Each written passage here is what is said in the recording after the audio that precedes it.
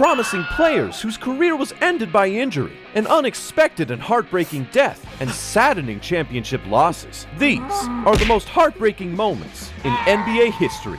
First, we have to talk about Reggie Lewis. This was very sad. Lewis was a promising player, becoming an all-star by his second season, and it would only go up from there. He averaged over 20 points in his last 2 seasons with the Celtics. Boston felt that he was the future of their team after Larry Bird was starting in his final years. During the first game of the playoffs in 1993, only his 5th year, Lewis collapsed on the court and stayed on the ground for several seconds. Reggie looked confused and perplexed on the bench after the incident. The next day, Lewis checked into the hospital and was diagnosed with focal cardiomyopathy, which can cause heart failure. Lewis was in denial. He didn't want his NBA career to end. He wanted a second opinion, and another doctor gave him a diagnosis that would allow him to play again. That was a grave mistake. A couple of months after the incident, Reggie was practicing at a facility in Waltham, Massachusetts, when he collapsed again on the basketball court. This time, he wouldn't get up at all.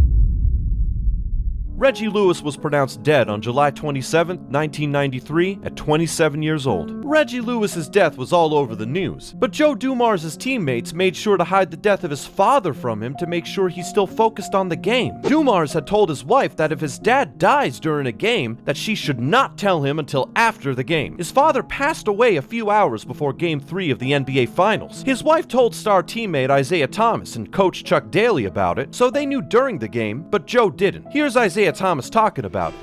I know a lot of you were probably expecting to see Joe, but his father passed away this afternoon and he didn't know anything about it. He made one shot today, going down the lane. The shot clock was running down and he threw it real high in the air and it went in. And we kind of looked at each other and smiled. I said to myself, your dad threw that one in.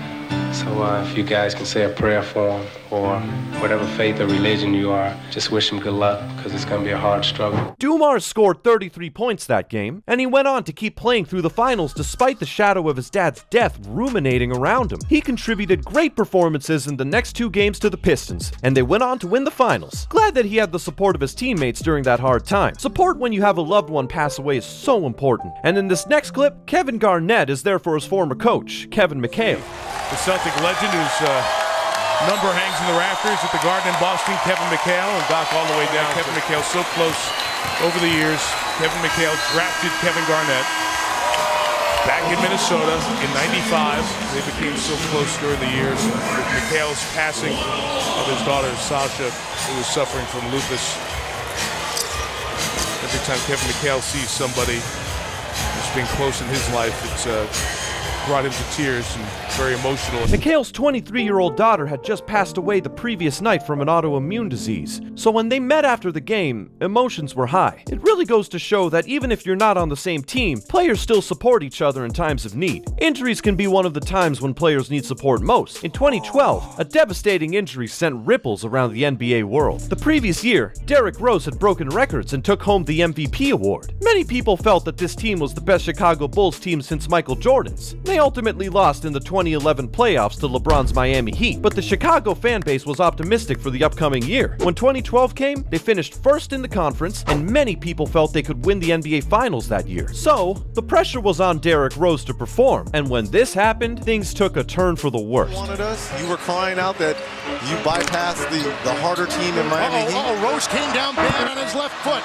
See him holding onto his knee and down. Foot. Now, whether it was an ankle or a knee, I do not know. With an assortment of injuries and now holding a knee, that's when whatever happened. Let's see here. Yeah, it's before he comes down. It's the plant right there on that left leg. There was some give on that knee. The MRI came back and said that he had torn his ACL, a dreadful injury. He's never been quite the same since. He sat out the whole next year, and when he came back, he tore his meniscus. Talk about awful luck. After a couple of years of struggling with injury, he was traded from the team he had put so much blood, sweat, and tears into, and he was understandably upset. What's up, B? So I just talked to Phil. The trade is gonna have to take a minute. You lying. You serious?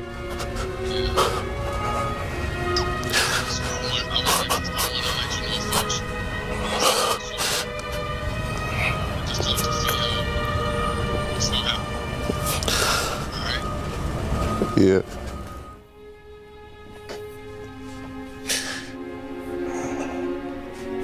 It's funny how everything plays out in this business, or in my life, period. It'll always be twists and turns like this.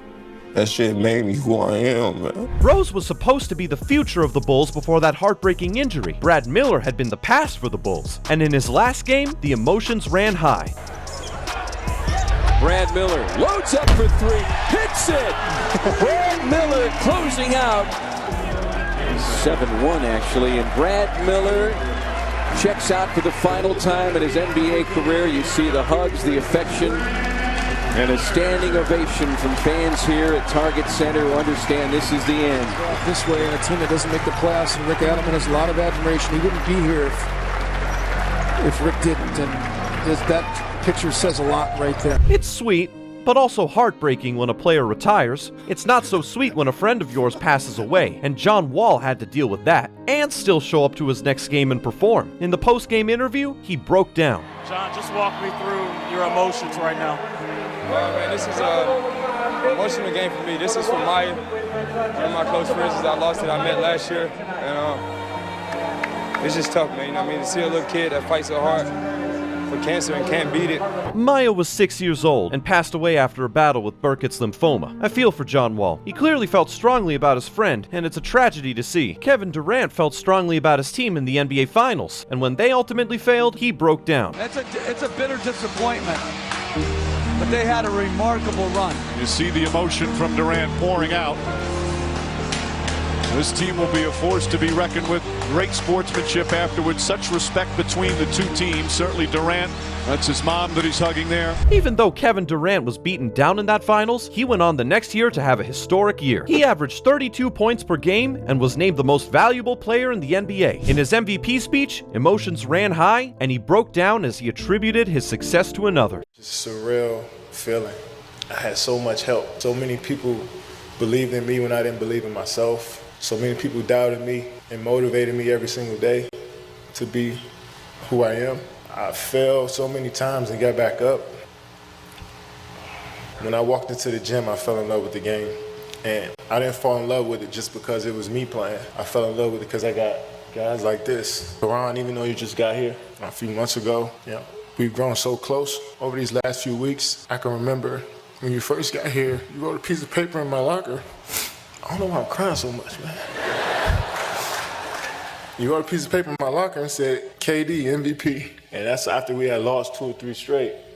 And I don't really say much, in those moments, but I remember that. I go home and I think about that stuff, man. When you got people behind you, you can do whatever. When something good happens to you, I don't know about you guys, but I tend to look back to what brought me here. You wake me up in the middle of the night in the summer times, making me run up a hill, making me do push-ups, screaming at me from the sideline of my games at 8 or 9 years old. We wasn't supposed to be here. You made us believe. You kept us off the street, put clothes on our backs, food on the table. When you didn't eat, you made sure we ate. You went to sleep hungry. You sacrificed for us. You the real MVP. The most prestigious yearly award in basketball is receiving the MVP. It's also a great honor and prestigious accomplishment to be accepted by the Olympic USA basketball team. But in a Team USA basketball showcase game, Paul George's tenure ended in tragedy. Real uniform, that is. There goes a little bit too fast for his own good. Nice contest, but a foul. Paul George shaken up. Well, whether you are working out on your own, or whether you are opposite of Paul's injury, surprisingly calm when you consider what we saw transpire a few moments ago. Wow, I'm glad he ended up being okay and was able to continue his basketball career. The moments from here on out are even more heartbreaking and sad, so buckle up if you have the stomach for it. Drazen Petrovic was known as the Michael Jordan of Europe. He was only able to play in 4 NBA seasons before tragedy occurred, but he was on his way to become a star, and some people even thought he would be one of the greatest shooters of all time. June 8, 1993. Drazen was traveling home to Croatia from the qualifying tournament tournament for the European Basketball Championships from Poland when the unimaginable occurred. A truck was on the wrong side of the road coming straight for him and 2 girls in the car with him. He couldn't swerve out of the way. It was too late. Drazen was killed instantly along with the 2 others, so they didn't suffer. Nets coach Chuck Daly reacted to the grim news. What a tragedy. The kid was in the prime of his life. There's death all the time. We have a lot in this city, and you hear and read about it all the time, but when it strikes home and takes a guy in the prime of his life, a great athlete like Drazen, it's a little bit more shocking. Life is so precious. That is a tear-jerking story. Some NBA players have had it tough. Michael Jordan was determined to let his tragic story fuel his game. Here's the story. Michael Jordan was arguably the most famous athlete on the planet in 1993, and his right-hand man was always his father. His father mysteriously disappeared while on his way home from a party, and his body was found 2 weeks later. Michael was devastated and retired from the NBA soon after, but he made a return 2 years later, and Game 6 of the NBA Finals coincidentally fell on Father's Day. Jordan was able to set his feelings aside until the end of the game. They won Jordan's first NBA Finals since his father's death, and on Father's Day, he lost his composure, rightfully so. Of the championship trophy in just a moment. An emotional moment for Michael Jordan. I can't imagine. Michael Jordan is strong, man. You can't expect that from every player. In this interview, it's clear that Tracy McGrady let his bad team bring him down. McGrady's only other help on the team was Yao Ming, so he had a lot of pressure to perform. They came out hot and went up 3-2 versus the Jazz, but they went on to lose the next 2 games, and it seemed like Tracy lost all hope after this game. I said, this team is going to go as far as I take them, I tried my best. I tried, man. I just, maybe I could have made an extra play here. Maybe I could have got those loose rebounds that we needed in the fourth quarter that we didn't get down the stretch of the game. Maybe I could have did more, but it didn't happen. I tried, man. I tried.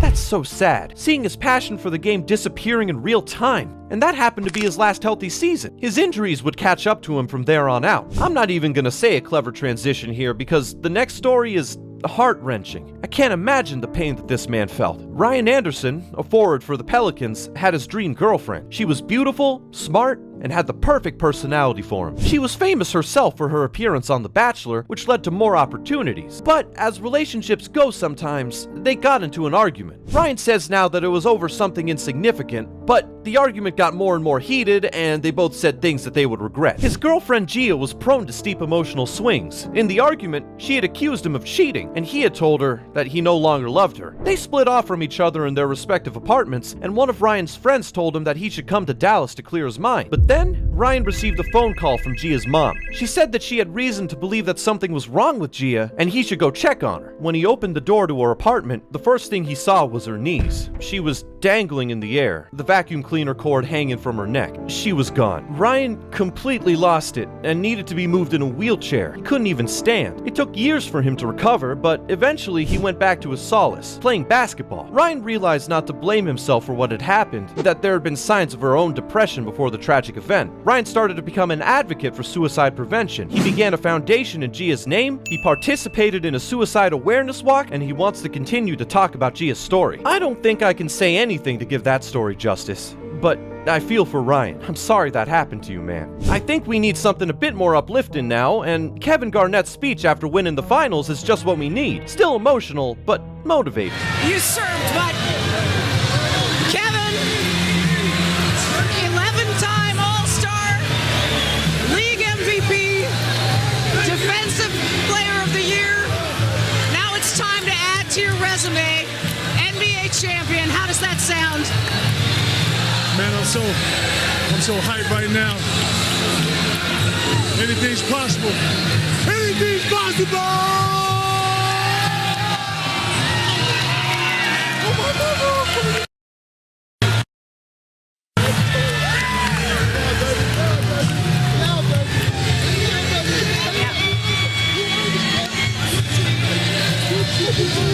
What you gonna say now? What can you say now? Made it, Bob!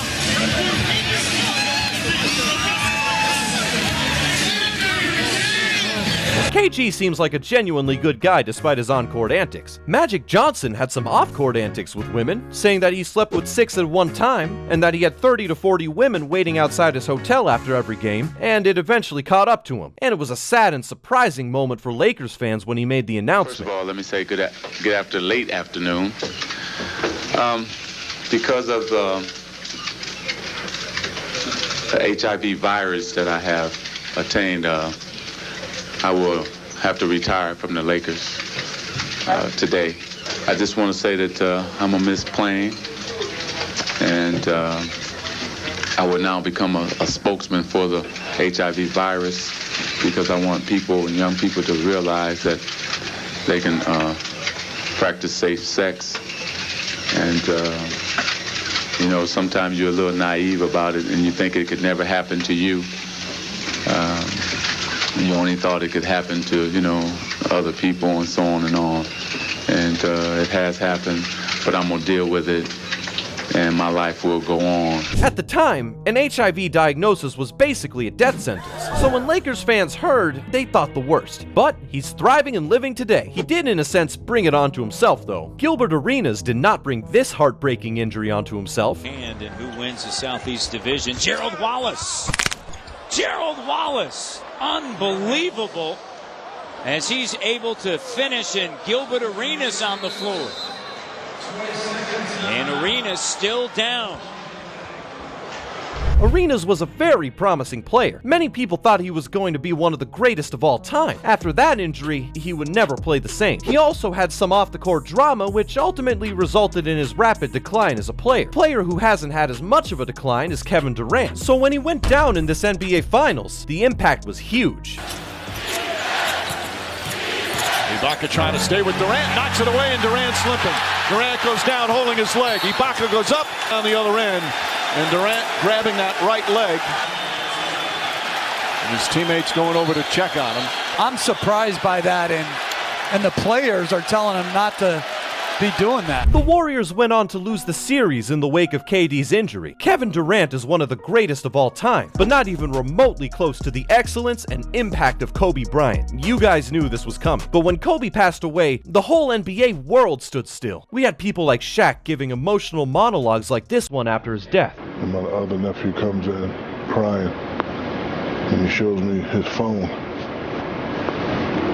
And I snapped at him.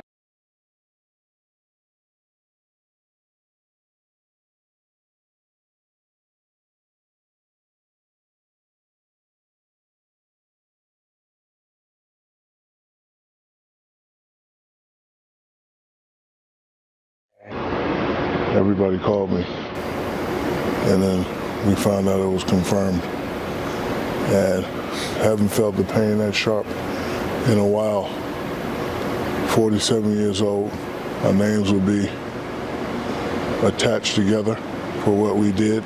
People always ask about our relationship, and I tell them it's just like me and Charles. You got two strong-minded people that are going to get it done their way. We're going to say certain things. The respect will never be lost. But when it comes to be inside the lines and win, that's what me and him, that's what we did. And then the final blow, his lovely daughter was with him on the helicopter. You know, every time I saw his lovely wife and his kids, same thing I do with Kenny's kids and D-Wade's kids. Hi, my name is Uncle Shaq. I don't know if they know me as a basketball player, it doesn't matter. Hi, I'm Uncle Shaq. I try to make him laugh. And he would do the same thing. You know, it just makes me think that in life, sometimes instead of holding back certain things, we should just do.